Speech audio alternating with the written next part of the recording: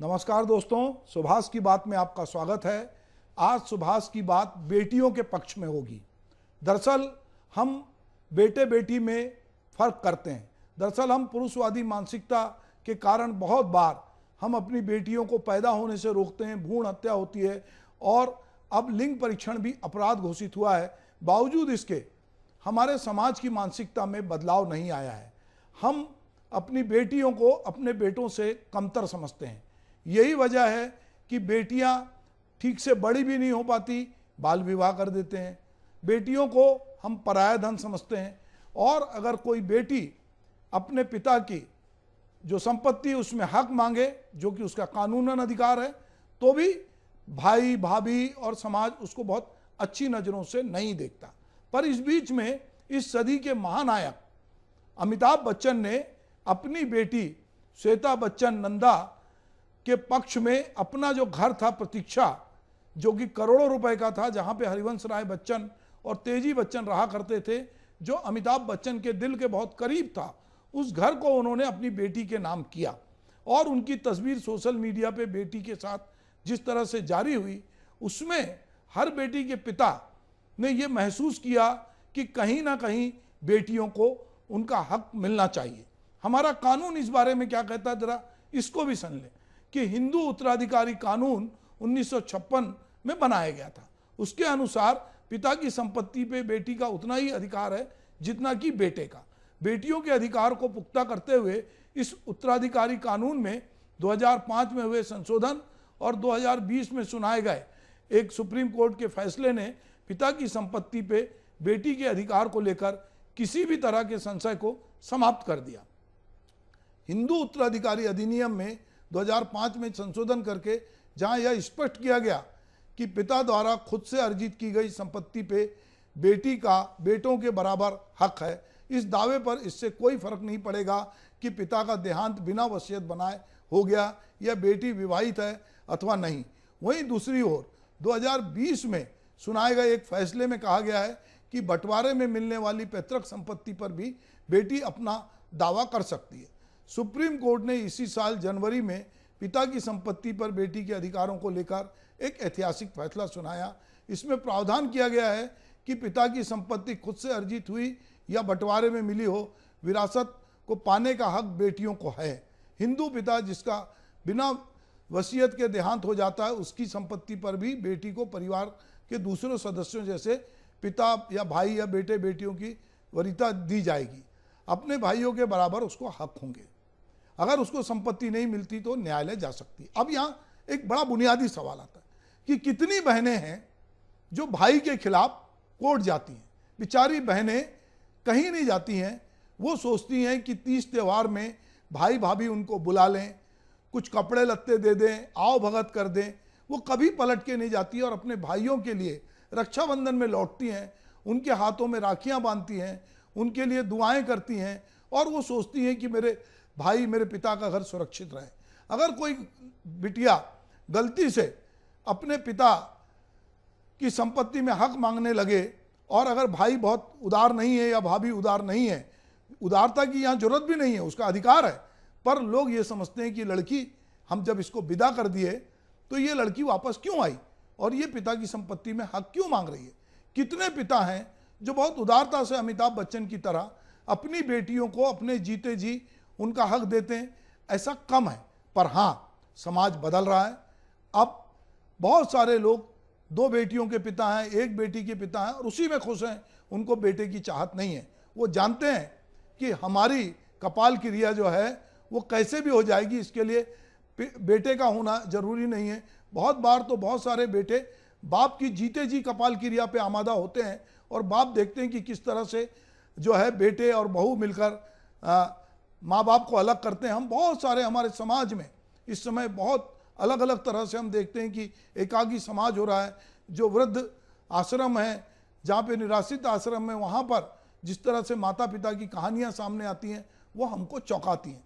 फिर भी लड़कियाँ जो होती हैं वो माता पिता के बहुत नज़दीक होती हैं, दिल के करीब होती हैं और बहुत बार वो अपने पतियों को भी इस बात के लिए राजी कर लेती हैं कि वो पिता को ला के रखे। और बहुत बार हम ये देखते हैं कि समाज में एक बदलाव आया है और ये बदलाव जो है माता पिता को लेकर भी आया है, पर ये समझने की जरूरत है। मैं यहाँ पर मेरे प्रिय कवि चंद्रकांत देवताले की एक कविता आपके साथ साझा करना चाहता हूँ।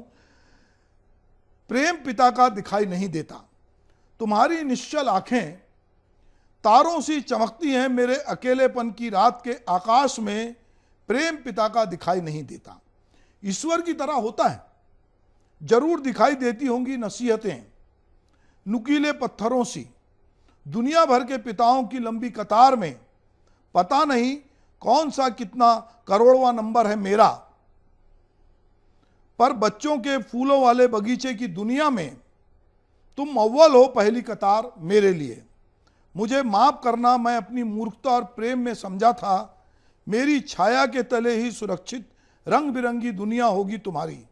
अब जब तुम सचमुच की दुनिया में निकल गई हो, मैं खुश हूँ सोचकर मेरी भाषा के अहाते से परे है तुम्हारी परछाई। दोस्तों, ये कविता चंद्रकांत देवताले की है। चंद्रकांत देवताले बहुत ही भोपाल के में रहते थे और अब नहीं रहे हमारे बीच। बहुत ही बड़े कवि थे। बहुत सारी कविताएं हम उनकी कोट करते हैं जब हमको लगता है कि हमको अपनी बात बड़ी वजनदारी से कहना है। तो मैं बात कर रहा था कि लड़कियों के हक की। लड़कियों के हक में जब हम गाना सुनते हैं कि काहे को ब्याही विदेश, अरे लखिया बाबुल मेरे काहे को ब्याही विदेश, भैया को दीनो बाबू महल दो महला, हमको दिए परदेश, काहे को ब्याही विदेश।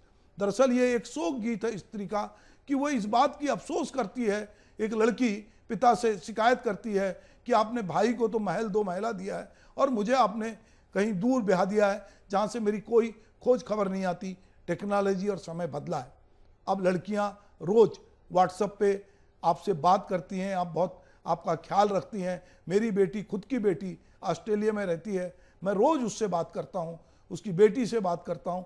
समय बदला है, पर बहुत सारे लोग अभी भी जो हैं वो लड़कियों को उस तरह का हक नहीं देते अपने जीते जी, और बाद में लड़कियां लोक लाज में, सामाजिक दबाव में, वो चाहे उनको कानूनी अधिकार हो और हम कितनी ही बात करें पर उनको उनका हक नहीं मिलता। ये जब मैं कानून की बात करता हूं तो ये हमको देखना होगा कि जो हमारे न्यायालय हैं, अगर लड़की चाहे तो अगर उसका हक नहीं मिलता तो दीवानी न्यायालय में वो मामला दायर कर सकती है। दावा सही होने पर की स्थिति में बेटी को पिता की संपत्ति का अधिकार मिल सकता है। 2005 के पहले हिंदू उत्तराधिकारी कानून में बेटियों को सिर्फ हिंदू अविभाजित परिवार की सदस्य माना जाता था। हम वारिस यानी समान उत्तराधिकारी नहीं।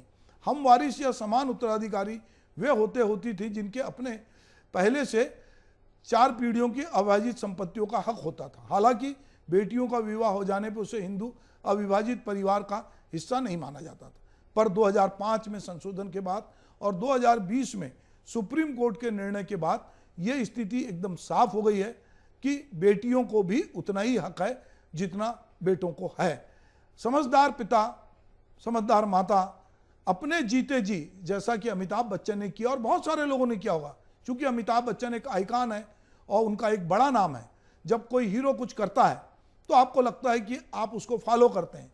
हमको याद आता है जब कुली फिल्म के दौरान अमिताभ बच्चन घायल हुए थे, चूंकि वो एक यंग मैन थे और जंजीर फिल्म के बाद जिस तरह की वो फिल्में कर रहे थे तो लोगों को लग रहा था कि हम जो प्रतिरोध नहीं दर्ज कर सकते, हम जिस खलनायक को नहीं मार सकते, अमिताभ उनको मार रहे हैं। और इस तरह अमिताभ एक यंग मैन की भूमिका में आते हैं और हीरो बनते हैं। और अपनी दूसरी पारी में कौन बनेगा करोड़पति, पा और बहुत सारी फिल्मों के जरिए वो बताते हैं कि उम्र के 80 पार भी वो जिस तरह से सक्रिय हैं और जिस तरह से उनकी सक्रियता सोशल मीडिया पे जिस तरह से वो एक्टिव रहते हैं। भले ही उनके बच्चे, बेटा जो है अभिषेक बच्चन है, उनकी बहू ऐश्वर्या राय बच्चन है, उनको भी उन्होंने उनका हक दिया है, पर उन्होंने अपनी बेटी जो है उसको भी उन्होंने एक बंगला, और जो उनका सबसे प्रिय बंगला था वो उन्होंने दिया। तो जब हम समाज में इस तरह की कोई मिसाल पेश करते हैं, तो मेरे आसपास बहुत सारे लोग होंगे, बहुत सारे मेरे मित्र हैं जिनकी एक ही बेटी है और वो बेटे बेटी में कोई फर्क नहीं करते, वहाँ जेंडर बायस नहीं है वो, और वो अपनी बेटी को भी उस तरह का अधिकार देने में विश्वास करते हैं। तो समाज बदल रहा है, मगर अभी इसको बदलने में टाइम है। बहुत सारे भाइयों को लगता है कि बहन चली गई मतलब उसका कोई हक नहीं, हम जो चाहेंगे वो हमारा हक है, पर कानून जो है बार बार ये हक देता है बेटियों को। हमारे यहाँ रजिस्ट्री होती है, उसमें महिला को रजिस्ट्री में छूट मिलती है, सरकार छूट देती है कि महिला का नाम दर्ज हो। पर बहुत सारे लोग जो हैं वो सिर्फ महिलाओं के नाम पे इसलिए रजिस्ट्री करते हैं कि उनको कहीं ना कहीं छूट चाहिए, पर वो सारे अधिकार इनडायरेक्ट अपने नाम पे रखते हैं। हम जो कई बार देखते हैं विधायक पति, सरपंच पति, पार्षद पति, ये दरअसल एक मानसिकता है जिसमें हम एक स्त्री को जिस तरह से उसको आगे बढ़ना चाहिए, उसको जो उसका वाजिब हक मिलना चाहिए, वो नहीं मिलता। अभी हमारी जो नई संसद बनी उसमें हमने 33% महिलाओं को आरक्षण देने की बात कही, पर फिर भी इतने सालों बाद भी वो अभी उस तरह से मुकाम पे नहीं आया है, अभी टाइम लगेगा। हमने अभी हाल ही के चुनाव में देखा कि महिलाओं ने पुरुषों से ज़्यादा जो है वोट में भाग लिया। तो धीरे धीरे महिलाएं जो हैं अपनी उपस्थिति दर्ज कर रही। तो अमिताभ बच्चन और उनकी पत्नी जया बच्चन ने अपनी बेटी श्वेता बच्चन को, जो करोड़ों रुपए का बंगला, जो जुहू में उनका सबसे पुराना बंगला था जिसका नाम प्रतीक्षा था और जो उनके बहुत दिल के करीब था, क्योंकि वहाँ उनके माता पिता, उनके पिता बहुत बड़े कवि थे, मधुशाला जैसी रचना लिखने वाले हरिवंश राय बच्चन, और तेजी बच्चन अपने समय की बहुत ही तेज और बहुत ही सक्रिय महिला थी। उनकी इस बंगले की कीमत ऐसा बताया जाता है कि 50.65 करोड़ रुपया जो है से ज़्यादा की स्टाम्प ड्यूटी जो है इतने पैसे की खरीदी गई। तो 50 करोड़ 63 लाख रुपए से अधिक दिखाया गया इसको। तो ये कदम बहुत ही मैं समझता हूँ कि इससे एक प्रकार से बेटियों के जो सम्मान है उसका हक उनको दिया गया है। बहुत सारे लोग सोशल मीडिया पे इस बात के लिए अमिताभ बच्चन की प्रशंसा कर रहे हैं कि उन्होंने अपनी बेटी के लिए इस तरह से कहा है। मुझे कुछ कविताएं और याद आती हैं कि बेटियां घर की जान होती हैं, घर की जान होती हैं बेटियां, घर की जान होती हैं बेटियां, पिता का गुमान होती हैं बेटियां, ईश्वर का आशीर्वाद होती हैं बेटियां, यूं समझ लो कि बेमिसाल होती हैं बेटियां, बेटों से ज़्यादा वफादार होती हैं बेटियां, माँ के कामों में मददगार होती हैं बेटियां, माँ बाप के दुखों को समझें इतनी समझदार होती हैं बेटियां, असीम प्यार पाने की हकदार होती हैं बेटियां, बेटियों की आंखें कभी नम ना होने देना, जिंदगी में उनकी खुशियां कम ना होने देना, बेटियों को हमेशा हौसला देना, गम ना होने देना, बेटा बेटी में फ़र्क होता है, खुद को ये भ्रम ना होने देना। हमारी धार्मिक और पौराणिक कथाओं में प्रचलित विधानों और परंपराओं में जो हिंदू स्त्रियां हैं, विशेष करके उत्तर भारत की जो स्त्रियां हैं, वो कई बार, कम से कम साल में 4 बार अपने पतियों की दीर्घायु जीवन की कामना करती हैं, बेहतर दाम्पत्य के लिए कड़ा उपवास रखती हैं और अच्छा पति पाने के लिए सावन सोमवार को भी उपवास रखती हैं। पता नहीं स्त्रियां, बेटियां किस तरह के उपवास करती हैं, क्योंकि उनको ये बचपन से बताया जाता है कि उनकी ज़िंदगी में एक राजकुमार आएगा और उसको पाने के लिए वो बहुत सारी उम्मीदें करती हैं। पर अब लड़कियां बदल रही हैं, बराबरी से आर्थिक स्तर पे खड़ी हो रही हैं और वो कहीं ना कहीं अपना हक पाना चाहती, पर वो अपना हक तब पाएंगी जब वो पुरुषों की तुलना में कुपोषण का शिकार ना हो, माता पिता उनको बराबरी से खाने पीने के अवसर दें, पढ़ने के दें। मुझे ममता कालिया की एक कविता याद आती है कि बहुत सारी खाटी घरेलू स्त्रियां अक्सर पूरे घर को खिलाकर ही जो शेष बचा होता है वह खाती हैं। दरअसल स्त्रियों की समूची दिनचर्या और उनके सोच में उनका अपना घर परिवार होता है, जिसके मंगल के लिए वे सब का त्याग करने को तत्पर रहती हैं। पुरुष सत्तात्मक समाज में इसे बनाए रखना, वो चाहता है कि पुरुष सत्तात्मक बने रहे।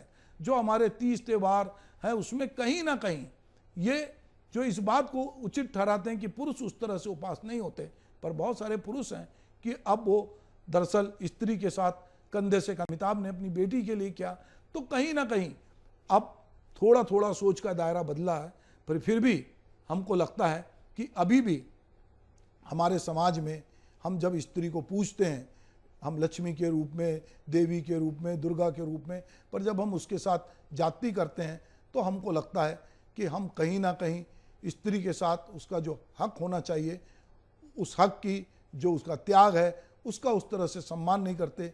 बेटियों को हम बेटों के से कमतर समझते हैं। तो मुझे लगता है कि बहुत बार जो स्त्रियां हैं उनका कामकाज हमको दिखता नहीं। जो हमारी घरेलू स्त्रियां हैं जो दिन भर हमारे लिए बहुत सारी चीज़ें करती है, जब एक बेटी किसी परिवार में पढ़ी लिखी बेटी ब्याह के जाती है तो उस पूरे परिवार को बदलती है अपने संस्कारों से। और यदि उसे पिता की तरफ से कोई आर्थिक समृद्धि या ताकत मिले, या घर से उसको लगे कि पति को ये लगे कि इसका पिता, इसका परिवार, इसके भाई सब इसके साथ खड़े होंगे, तो वो उसके साथ उस तरह से जाति नहीं कर पाएगा। जैसा कि बहुत सारी स्त्रियां घर में जाति सहती हैं, वो इसलिए सहती हैं कि वो आर्थिक रूप से उस तरह से ताकतवर नहीं होती, या उनको लग जाता ससुराल वालों को कि ये लौट के इसके मायके वाले इसको उस तरह से वेलकम नहीं करेंगे, ये जाएगी तो ये जो एक हमारे यहाँ है एक सोच, उसको बदलने की जरूरत है। और जो लड़कियों को हक मिला है कानूनन, वो कानूनन हक हमको लड़कियों को देना ही चाहिए, और अपने जीते जी देना चाहिए, इस बात की बिना परवाह किए कि आपका बेटा क्या सोचेगा। जो काम अमिताभ बच्चन ने किया है, इस तरह का काम मुझे लगता है कि हर पिता माता को अपने जीते जी करना चाहिए कि लड़की को लड़के हक ना मांगना पड़े। और यदि माता पिता नहीं कर पाएँ, तो यदि आप भाई हैं और आपको लगता है कि आपकी बहन जो है वो आपके लिए मददगार है, आपकी बहन आपसे प्रेम करती है, तो आप बिना देर किए आप जो संपत्ति आपके पास है और जो आप उसको दे सकते हैं दें। अगर कोई भाभी इसका विरोध करती है तो उसको भी समझना चाहिए कि उसके भी माता पिता हैं, वहाँ पर भी कोई ना कोई ऐसी बात होगी कि अगर उनके माता पिता ऐसा चाहते हैं अब उनकी बहनों के लिए, तो उसको भी ये समझना पड़ेगा कि ये जो हमारे समाज में तब्दीली आ रही है, उसमें हम भी बराबरी के हकदार बने, हम भी आइकान बने, और हमको देखकर बहुत सारे जो लोग हैं वो ये प्रेरणा लें कि वो लड़के लड़की का जो फ़र्क है, जो रेशो है, जो कहीं गड़बड़ा रहा है, जो भ्रूण हत्या हो रही है, वो रुकेगी, लड़कियों को बराबर पढ़ने के लिए अवसर मिलेंगे। तो ये समाज में अगर कहीं पर भी तब्दीली लाना है, तो निश्चित रूप से हमको लड़कियों के लिए भी उपवास, यदि मैं नहीं उपवास का पक्षधर नहीं हूँ, पर यदि आप लड़कों के लिए उपवास रखते हैं तो आपको लड़कियों के लिए भी उसी तरह का उपवास रखना पड़ेगा। अगर आपकी पत्नी उपवास है तो आप क्या उसके दीर्घायु होने के लिए आप भी उपवास रहते हैं? ये अगर आप में तब्दीली और नहीं भी रहते हैं तो क्या आप उसके साथ बराबरी से सहभागी हैं उसकी हर चीज़ में? वो जो कुछ चाहती है, जो उसके सपने हैं, क्या आप उसको बुनना चाहते हैं? क्या आप उसके रचनात्मक कार्यों में उसके साथ खड़े हैं? क्या आप एक दोस्त की तरह उसके साथ व्यवहार कर रहे हैं? अगर ये सब कर रहे हैं तो बहुत अच्छी बात है। अन्यथा ये होगा कि हम बहुत सारी चीज़ें कानूनन में बन जाएगी, जैसा कि जिस कानून की मैंने बात किया कि जो उस कानून को हम पालन नहीं करते। और जब अमिताभ बच्चन इस तरह एक पहल करते हैं तो मेरे जैसे आदमी को बैठकर यहाँ पर उस पर बात करनी पड़ती है। वो इसलिए बात करनी पड़ती है कि निश्चित रूप से जो है ये महिला सशक्तिकरण का दौर है। हर क्षेत्र में वो पुरुषों के साथ कंधे से कंधा मिला के चल रही है। घर परिवार की जिम्मेदारी के साथ वो परिवार के आर्थिक पक्ष को मजबूत करने में भी लगी है। वो बहुत सारे क्षेत्रों में सक्रिय है, पर सबसे बड़ी ताकत यदि उसे कहीं से मिलती है तो उसके अपने घर से मिलती है। तो हम अगर उसके घर के लोग हैं, हम सदस्य हैं, हम किसी स्त्री के, लड़की के भाई हैं, किसी के पिता हैं, किसी के जीजा हैं, तो हमको ये समझना पड़ेगा कि क्या वहाँ पर वहाँ की स्त्रियों को उसी तरह जो है हक मिल रहा है जैसा कि बेटे को मिला है। खाटी घरेलू औरतें, ममता कालिया की कविता है। कभी कोई ऊंची बात नहीं सोचती खाटी घरेलू औरतें, उनका दिन कतर ब्योंत में बीत जाता है और रात उधेड़ बुन में। बची दाल के मैं पराठे बना लूं, खट्टे दही की कढ़ी, मुनिया की मैक्सी को ढूंढूं, कहाँ है साड़ी सितारों जड़ी, सोनू दुलरवा अभी रो के सोया है, उसको दिलानी है पुस्तक, कहाँ तक तगादे करूं इनसे, छोड़ो चलो आज तोड़ूं ये गुल्लक।